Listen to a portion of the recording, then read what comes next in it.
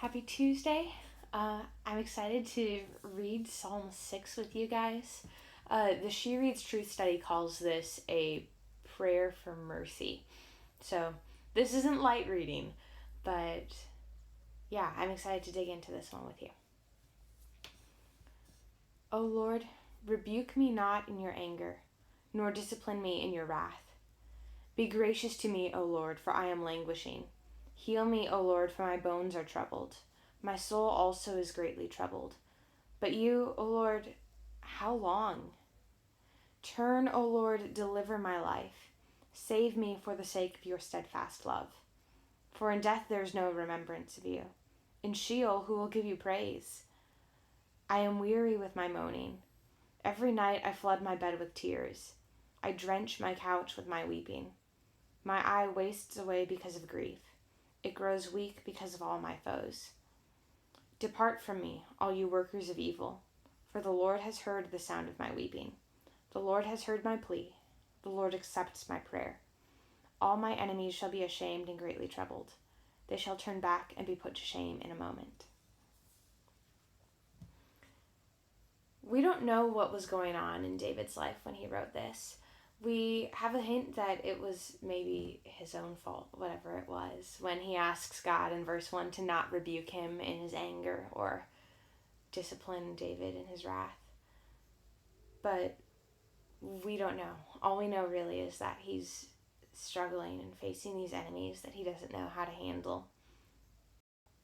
And his cry to God is an honest description of where he is. And then he's asking God to help him based on the character of God. Not on who David is and not on what David has done, but he's asking God to deliver him for the sake of his steadfast love, it says in verse 4. And then in verse 5, he makes the argument like, you need me here, like in order to be able to praise you. Bring me back to a place where I can praise you. Safe so I can praise you. And I know a lot of us, most of us probably, don't have enemies like David did. At least not in the same way. But we still face like doubt and fear and lies and all of these things that can come against us and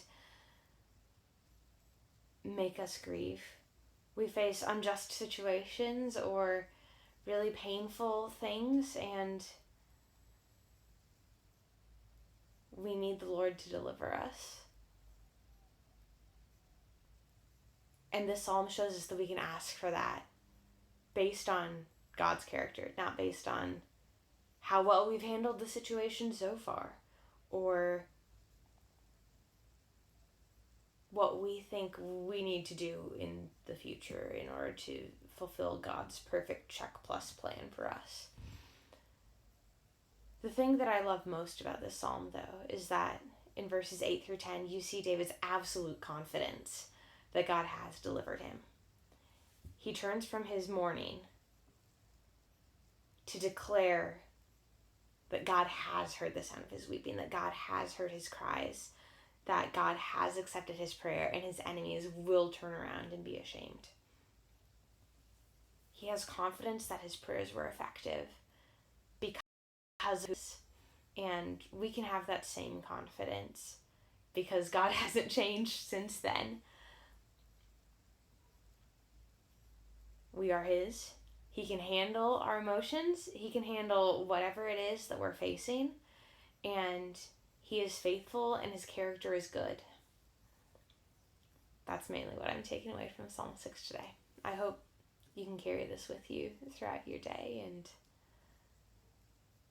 I don't know, take something out of it that I didn't get. If you do, let me know. But have a great day.